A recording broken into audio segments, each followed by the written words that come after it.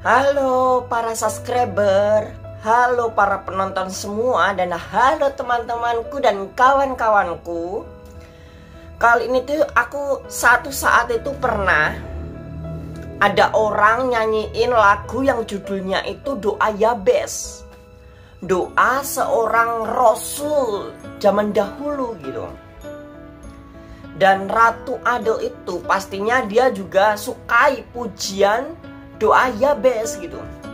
Karena ternyata di dalam doa Yabes itu ada permohonan, ada suatu pengharapan, ada suatu keinginan yang dia panjatkan kepada Tuhan gitu.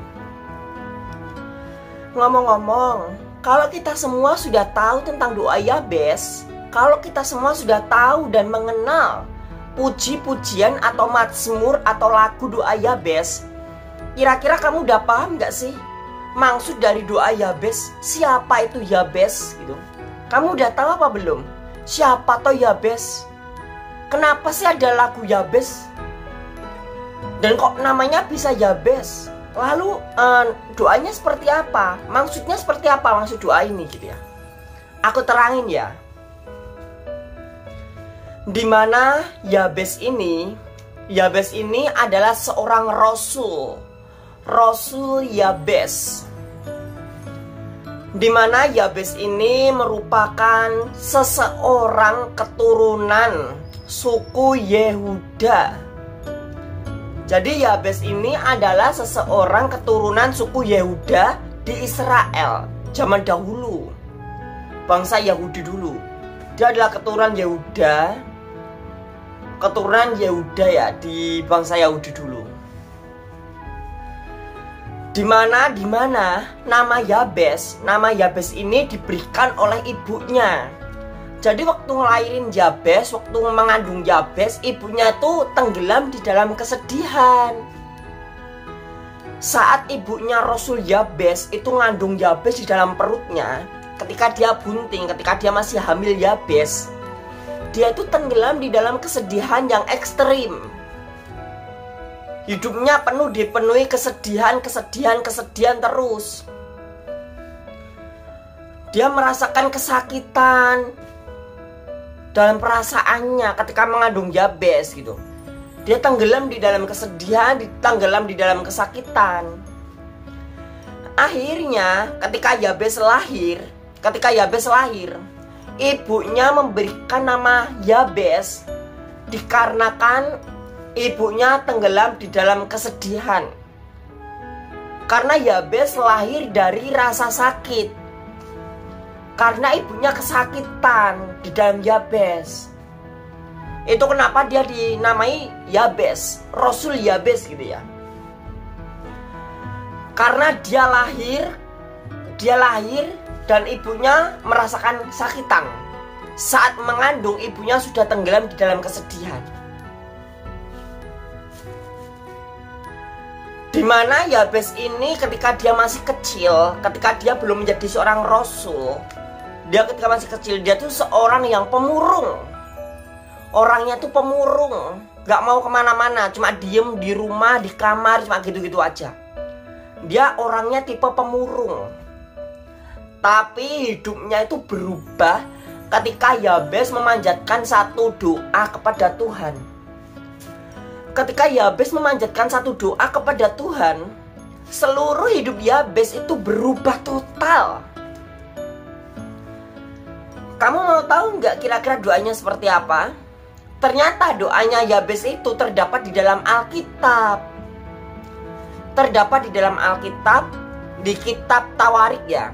Di 1 Tawarik pasal keempat ayat ke-10. 1 Tawarik pasal keempat ayat yang ke-10. Kira-kira bunyi doa Yabes itu seperti ini. Ketika Yabes berdoa, kiranya Engkau memberkati aku berlimpah-limpah dan memperluas daerahku, dan kiranya tangan-Mu menyertai aku dan melindungi aku daripada malapetaka, sehingga kesakitan tidak menimpa aku. Ini doa-doa yang amazing. Di dalam doa Yabes ini terdapat 4 poin. Yabes memanjatkan 4 poin di dalam doanya. Yang pertama, Yabes meminta berkat Allah. Yabes meminta berkat Tuhan.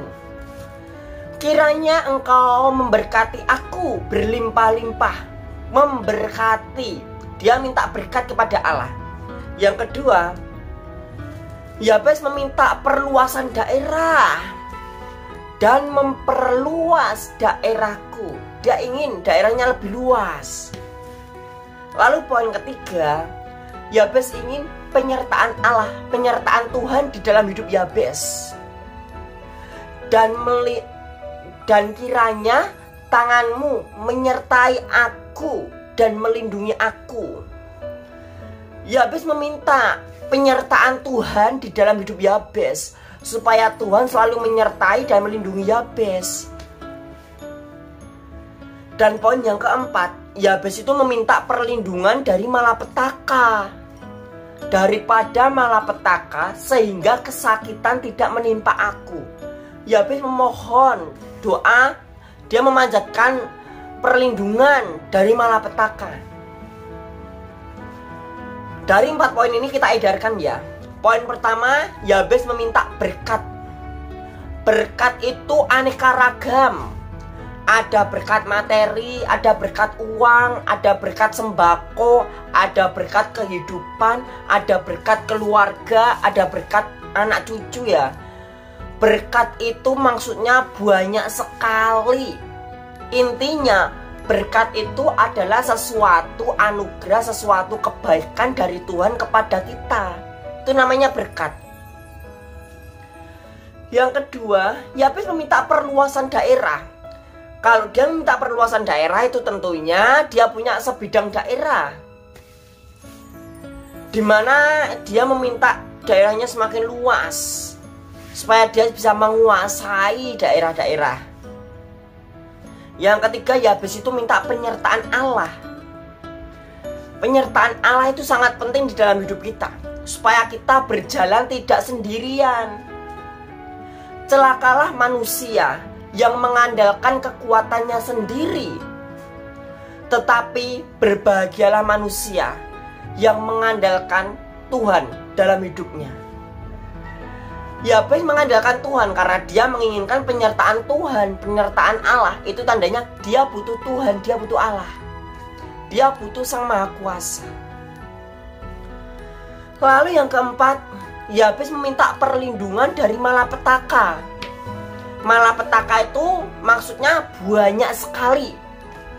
Bisa dari para penjahat, bisa dari kejahatan-kejahatan, bisa dari bencana alam, bisa dari kebangkrutan, bisa juga dari penyakit, dari sakit penyakit, bisa juga dari kecelakaan, bisa juga dari malapetaka. Itu maksudnya banyak banget. Intinya malapetaka adalah sesuatu yang akan membuat kita itu rugi, sesuatu yang akan membuat kita itu sakit gitu. Itu malapetaka. Jadi malapetaka itu maksudnya banyak banget. Jadi malapetaka itu luas. Intinya malapetaka adalah sesuatu atau tragedi atau kejadian yang tidak menyenangkan bagi kita. Seperti musibah, bencana, seperti kejahatan. Itu malapetaka. Itulah kilasan video kali ini. Jangan lupa klik like dan subscribe video ini.